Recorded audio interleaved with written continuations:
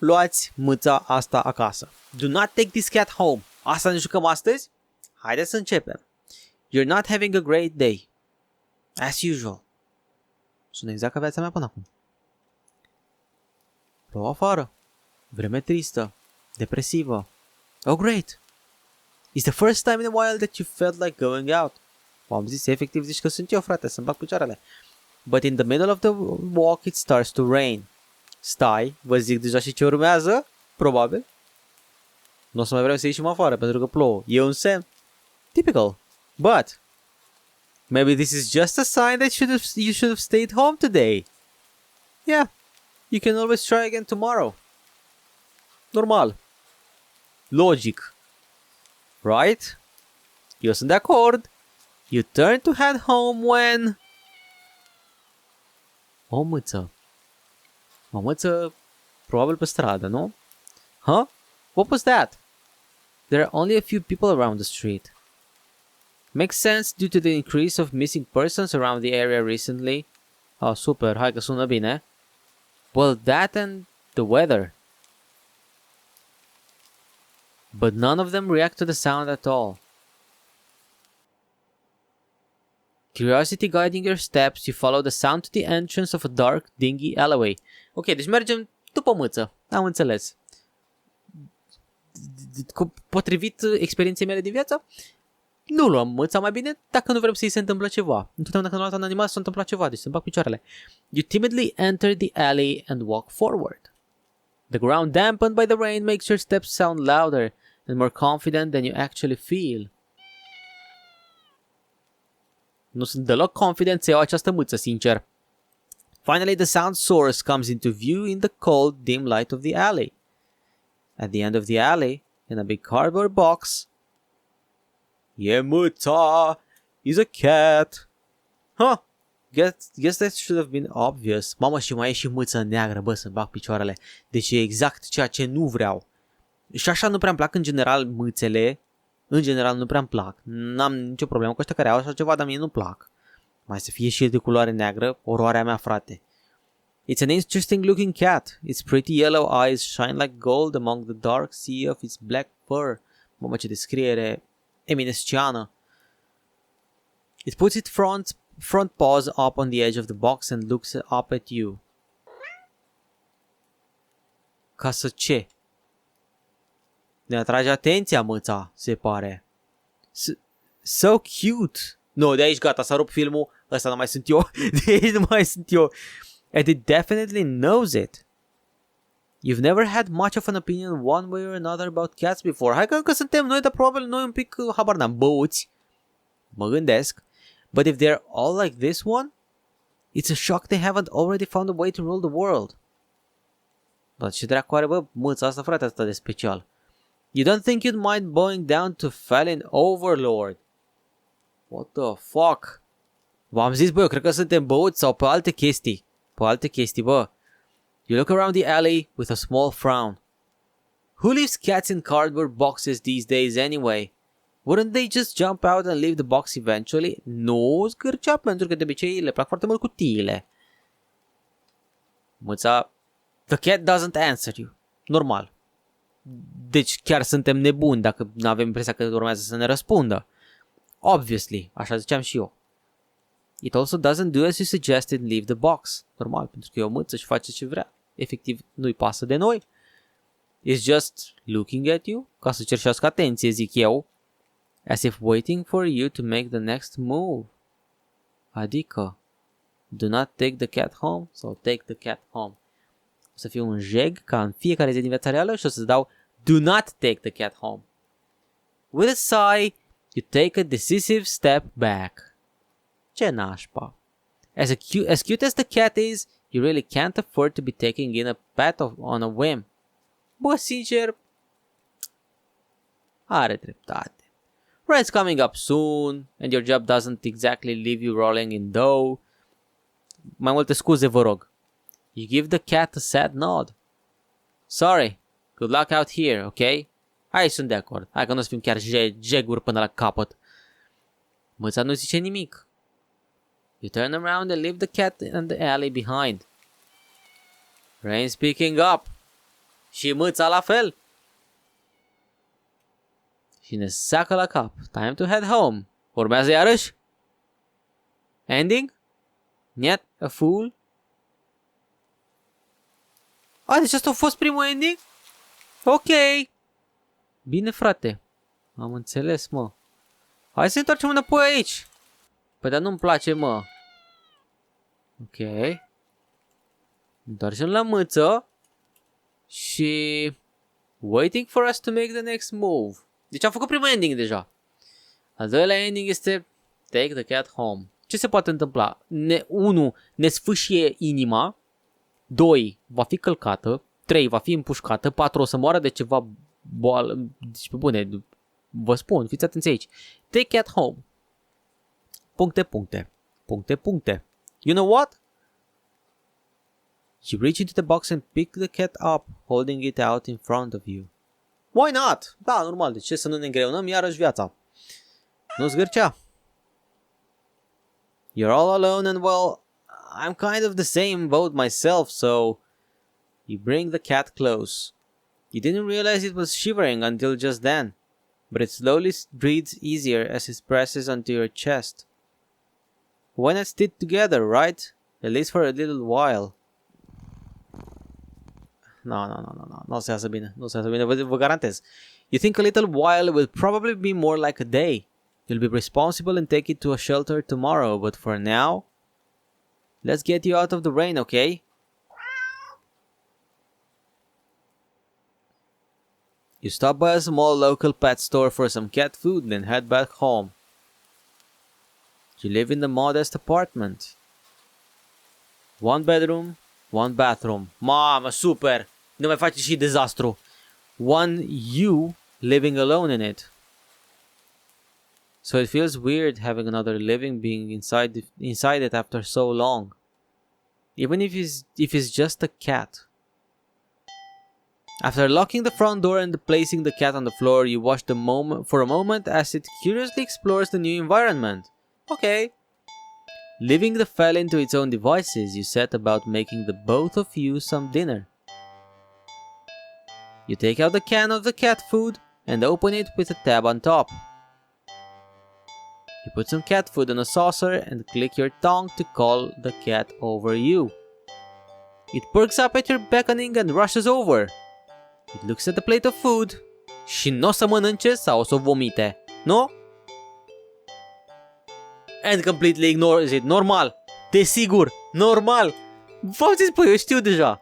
Not hungry, I guess. Da, normal. You try not to let it annoy you. Scoate afară, boss. The cat doesn't understand the concept of money to appreciate that you spend your hard-earned cash on it. Nu, pisica e doar... nu o să zic nimic pentru că sunt probabil foarte mulți care adoră mâțele. Eu le detest, pur și simplu. Le detest să le am eu în casă. N-am nimic cu voi, bă. It's just a cat after all. I'll just leave it here if you don't get hungry later, okay? The cat rubs its body against your legs with a purr. Cerșala aia nenorocită, huh? You smile. That's enough of a thanks to you. It follows you into the kitchen as you start on your own dinner. You decide that you have enough ingredients for a sandwich. Și ne-l mănâncă pe al nostru. Bread toasted, mayo and mustard spread, turkey and cheese and lettuce perfectly placed, tomato sliced. Ow!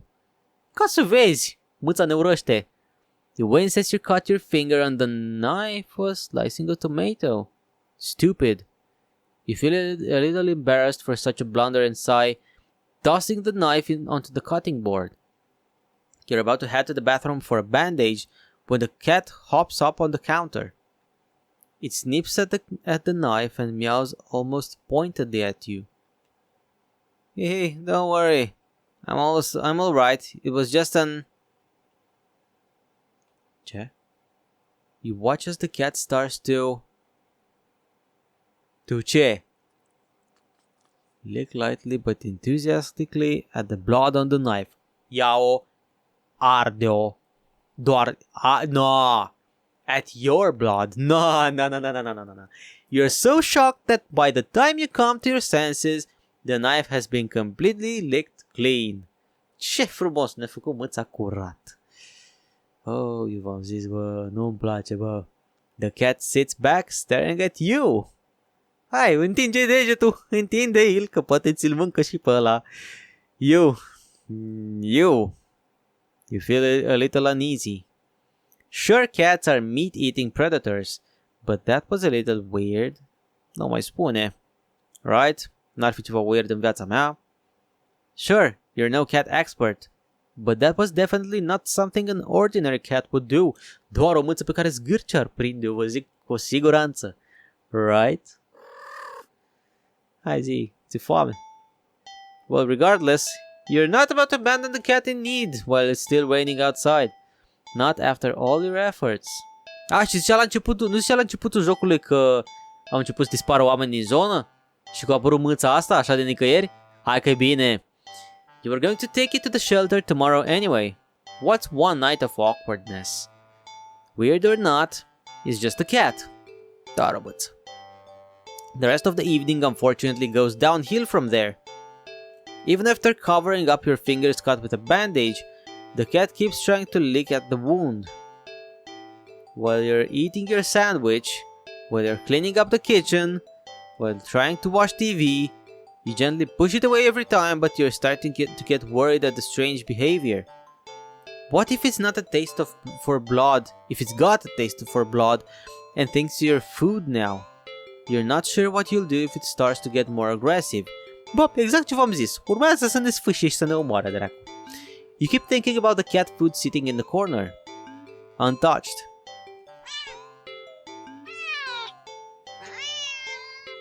Hai că-i bine. Come on! Enough already! You shove it away a little more forcefully this time out of annoyance. You feel bad immediately, but before you can do anything, the cat mouths sharply at you and dashes off around the corner and into the hall. You sigh deeply. At this point, you're just worried that it's gonna take a bite of you in your sleep. No, bă, man, cu eu, frate, în baie, ce ai, frate? Maybe a vet will have an idea on how to calm it down? You can only hope. You don't have many other options left other than tossing the cat out in the rain. After finding the number of a local vet, you keep up your... Ce?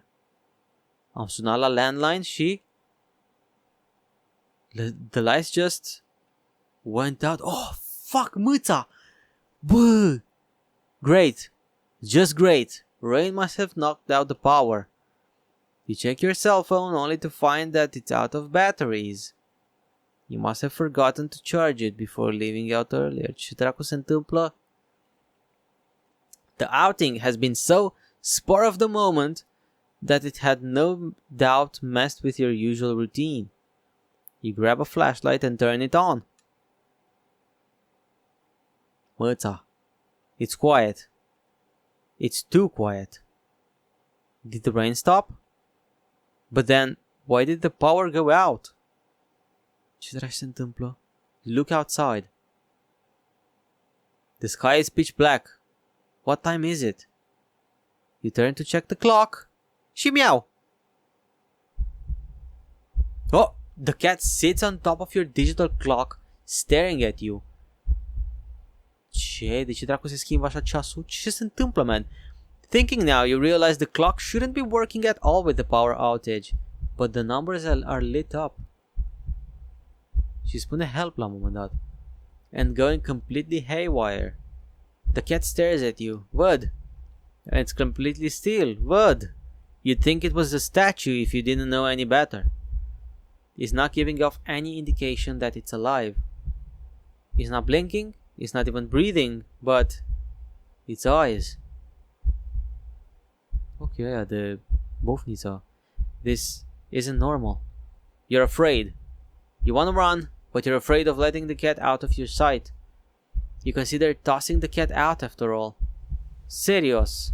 But as soon as the thought enters your head, as soon as you feel a sharp urge to vomit. Those eyes. Its eyes hold you still. Even with your flashlight trained on it. Its pupils are large, rounding... Ce se întâmplă? The flashlight flickers, pardon. Murim, băieți, e clar. And the cat is gone. Super. Nu, dar pe bune, man, ce dracu o să faci, frate, în momentul ăsta? E clar, murim, frate. Care e cea mai rapidă variantă? Te arunci, nu știu, frate. Fear immediately grips your mind. The silence, punctuated with a rapid pumping of blood in your heart, is overwritten as your ears slowly start to pick up the sound of static all around you. How is the clock working with no power? You don't know why such a question matters at the moment. Sincer, de ce dracu ne punem întrebări filozofice într-un moment în care urmează să murim? But you feel as if having the answer will make sense out of everything that's happening. That order will be restored. But no answer comes to mind. You back away from the clock and feel as if the air itself coils tightly and abruptly in response. Like a predator prepared to pounce. But waiting for your next move. But you're afraid to move. You're afraid to even take a breath. But you can't stay still forever, right? Whatever is watching you, you can already feel its impatience. It's too eager.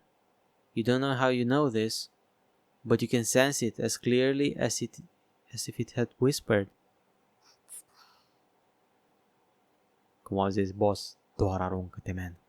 Ce dracu se întâmplă cu măța asta? Right into your ear, right into your soul. It won't let you wait it out. Not that you could, even if it did. You can't stay here. You have to run.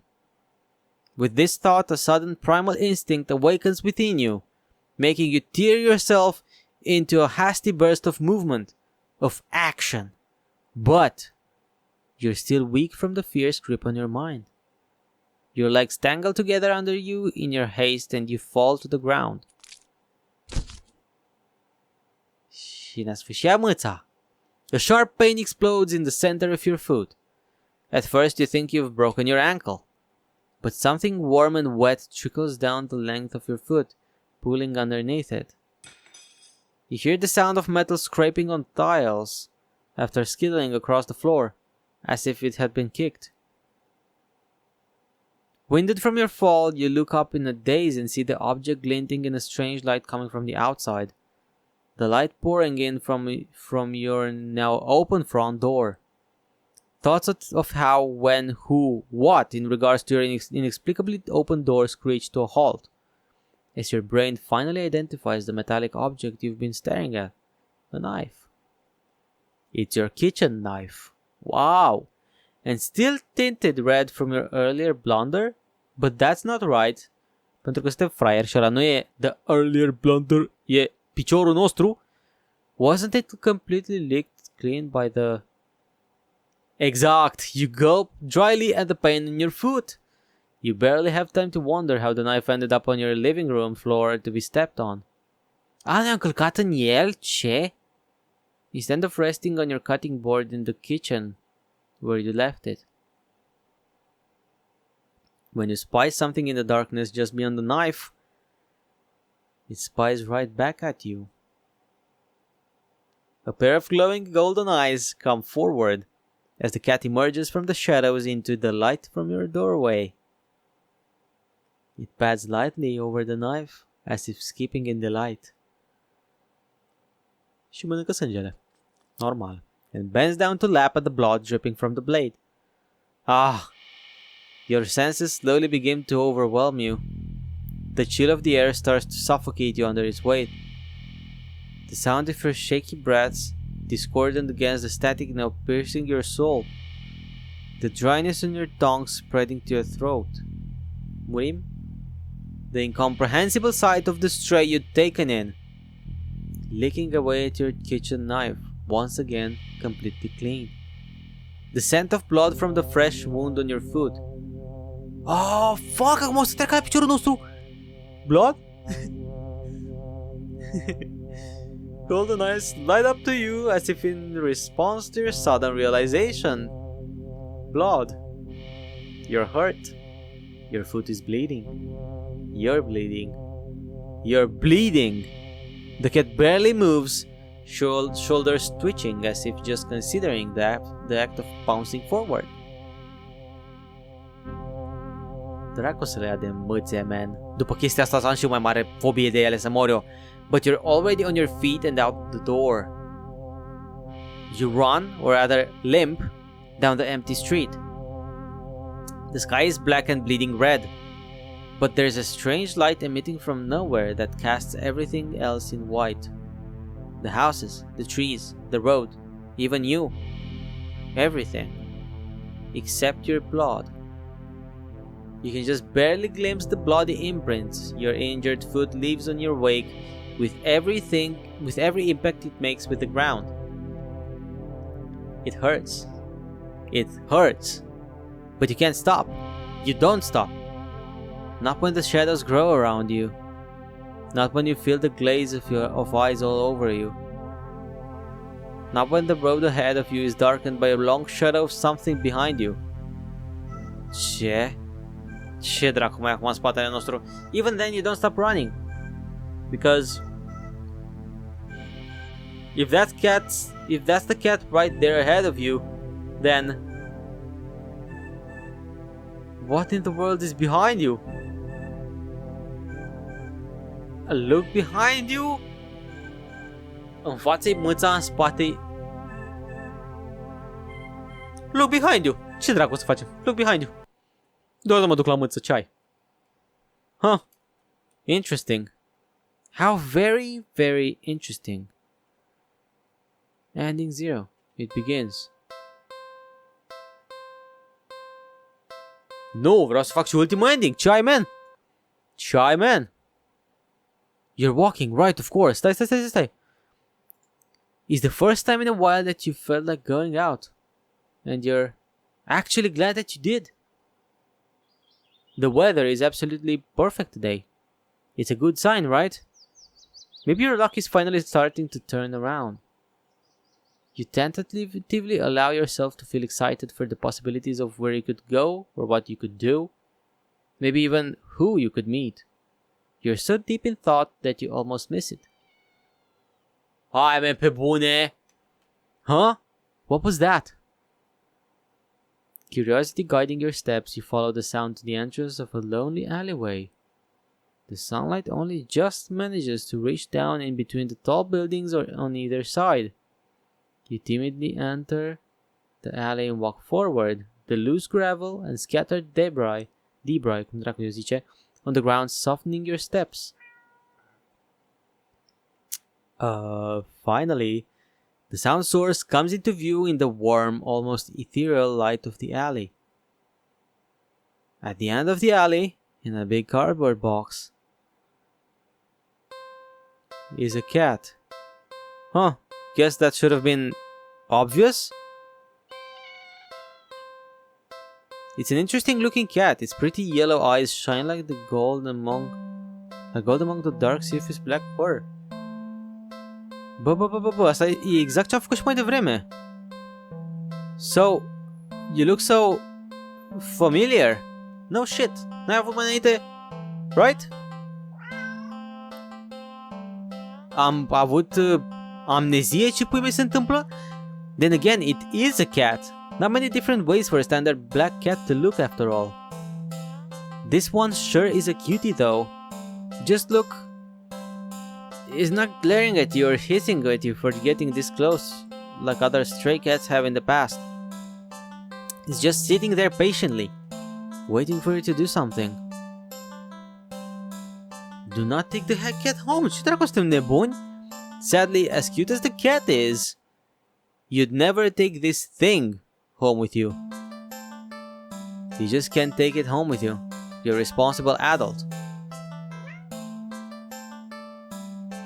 You are. With rent and bills to pay for. Not to mention you need to buy food to survive too. There's no way you could care for a cat long term, right? You can barely afford this little outing on your day off. Hai bă, lasă-mă pace cu minunatul tău, frate. What to do? Leave... Oh, fuck! Ce dracu? Leave cat. You don't think it's a good idea to get the cat's hope of having someone look after it if you're not willing to commit. What if it gets stashed and somehow tracks you down back to your home? You never get you never get away from it then. Sorry. See you around, I guess. You stand up, the cat watching your every move. You make it halfway out of the alley when the cat meows almost pitifully at you. Bă, frate. Ignore. Turn back. Ignore. Nope, you need to nip this in the bud and get on with your day. It's what's best for the both of you. You leave the alley and continue your way. Wait, what was I doing? In all the excitement of dealing with your furry dilemma, you'd forgotten that you still hadn't decided on what you were going to do for your day off. I think I'll... Oh, no. Go to the... No. Carnaval? Nu, acolo o să fie și ea. Go watch a movie, o să fie și ea. Go to the dog park. Acolo cel mai probabil nu o să fie. You decide to take a stroll in the park or something. The only one within walking distance is the nearby dog park. You think it will make you feel better. First you get to see a cute cat today. Now you'll get to see a cute dog. Several of them, in fact. Super. The park is bustling with owners and their canine companions. Ce? Playing frisbee, fetch, running, jumping, even napping. Such cuties. Whatever. Like you'd want anything to do with these mangy moths. Hai bă, nu, de aici nu mai ești eu. No. Bă, man. Bă, câini-s câini, mă. What's wrong? You didn't think that? No! Ce naiba? You decide to move on. The dogs are all so adorable. You want to pet every single one you come across. But you know that not all owners are cool with strangers just walking up and manhandling their pets. Not all dogs appreciate it either. So you stroll around the path, trying to exude a welcoming aura that will beckon one of these cute doggies to you. You don't have to wait very long. Avem un beagle. You stop as the smallest, cutest puppy you've ever seen scampers up to you, blocking your path. Kill the puppy. Kick the puppy. Kill the puppy. Eat the puppy. What the fuck? Leave the park, man. Nu că suntem nebuni. What the fuck? Yes, leave. Ce? Yes, leave. Dogs are stupid and they're all ce? They all deserve to. Now what? Nu că suntem nebuni. Go to the dog park. You decide to take a stroll, the only one within walking distance. First you get to see...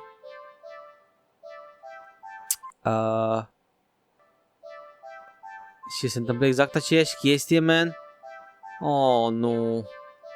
Oh, nu, avem exact aceeași chestie. Ok. Pick up the puppy. Pick up the puppy. You pick up... Puppy and... Drop it! Ah!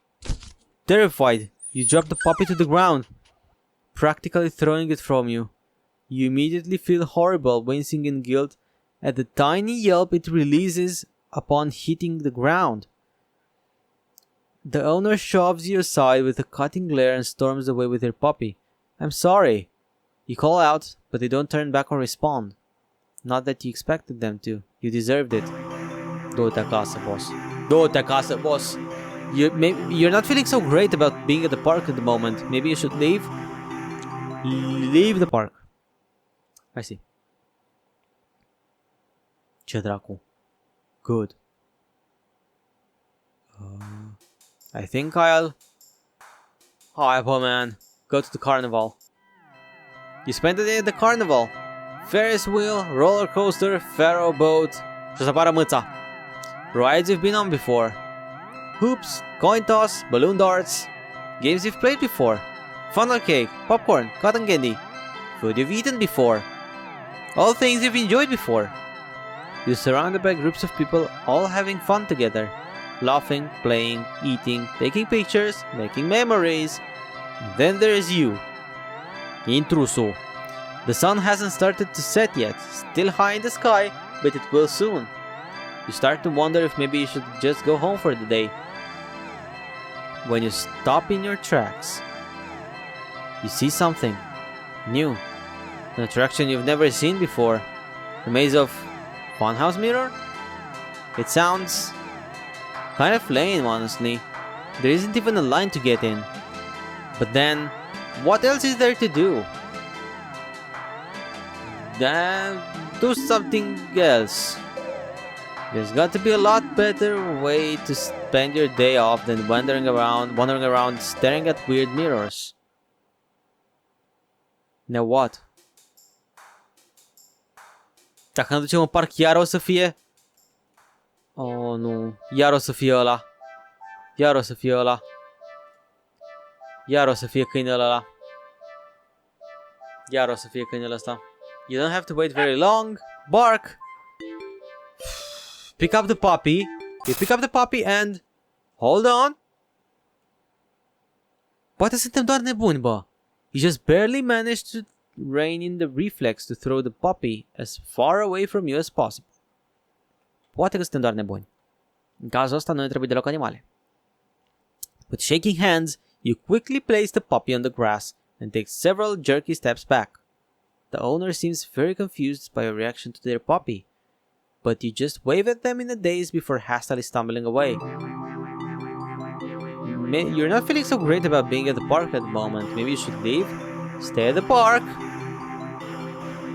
You stay at the park. You try to calm down by watching all the dogs from afar as you walk along the path, but every so often, one will run up to you. And when they do, they look wrong. Their owners don't seem to notice. Suntem nebuni, clar. You find a bench and sit down for a quick break, closing your eyes. Maybe this wasn't the best idea after all. Maybe ce? You should have stayed with me instead. Sau poate că nu.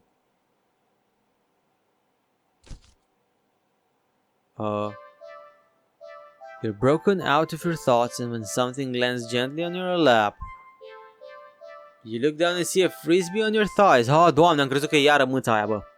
Hey, sorry about that. Can you throw that back? You look up to see an owner waving at you in the distance. But more importantly, un câine.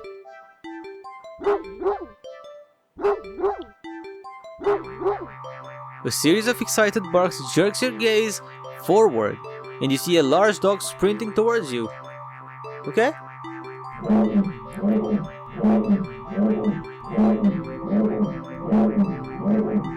Ce dracu se întâmplă?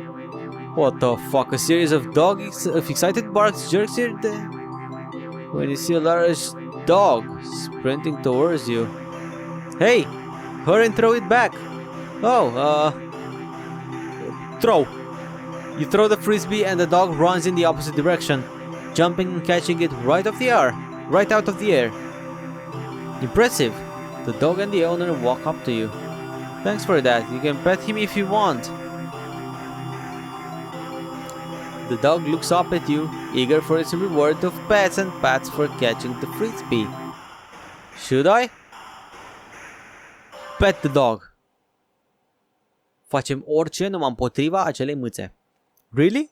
Are you sure? I'm warning you. Do not touch that moth, or you will regret it. Leave, so pet the dog. Pet the dog.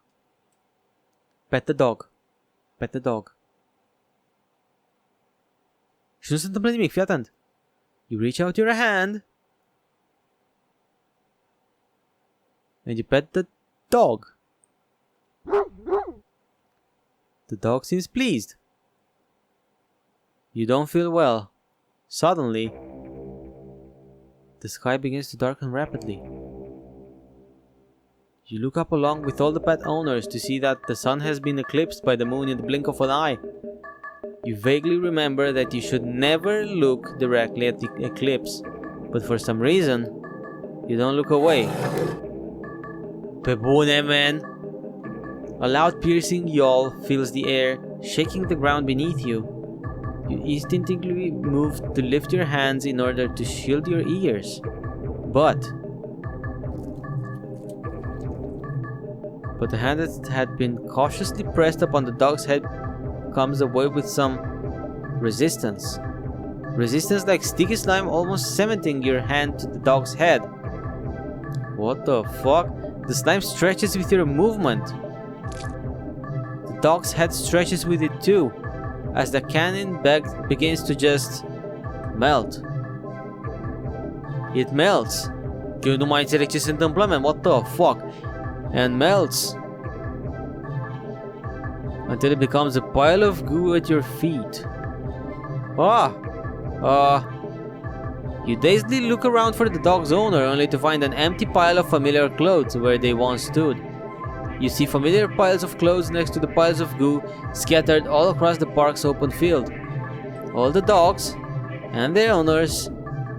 The melted goo on the floor of the dog in front of you then starts to move with a shudder. The melted goo. Adică începe să se miște. Ce? The fuck? Și se transformă în mâță. It slithers across the grass towards the field in the center of the park, and all the other piles of goo following after it. Asta e chestia ce era în spatele nostru? They mix together and meld into a single entity that shifts and undulates and bulges and grows. You watch in dazed horror as it then fills out and shapes itself. Măța. Into a behemoth of a dog. Ce? Snarling and frothing at the mouth, red eyes frantic and searching, before the glowing orbs land directly on you. Murim. The rumbling growl it emits is so low and deep you can feel the sound of it crash into you. Leave the park? Avem altă opțiune? Se pare că nu. Iar se uită chestia asta la mine. No. You had your chance. Better start running. You try to run, but you're not fast enough. The behemoth barely takes a few leaps before it already towering over you. Am murit. Am murit. Acum sigur am murit. It tears you apart until there is nothing left. Ending 21. Dog person. Ending 21! Mă, băi, ești nebun, am făcut 40 ceva de minute de înregistrare și am făcut doar 3 ending-uri sau 2 ending-uri câte am făcut. În orice caz. Bă, joc interesant, frate. Do not take this cat home. Do not take this cat home. Nu-mi plac mâțele. Jocul ăsta mi-a cimentat ideea. Nu-mi plac mâțele. În orice caz, sper că v-a plăcut videoclipul de astăzi. Dacă da și vreți, poate și alte ending-uri să încercăm. Să jos un comment. Nu uitați să băgați un like, un share și un subscribe ca să mă susțineți și cu doar 1,99 lei de bani puteți deveni oricând membri canalului meu apăsând click pe join sau alătură-te în stânga jos lângă numele canalului meu. Asta am avut de zis, băieți, eu am fost Zgârcea și vă salut, ne revedem, adios!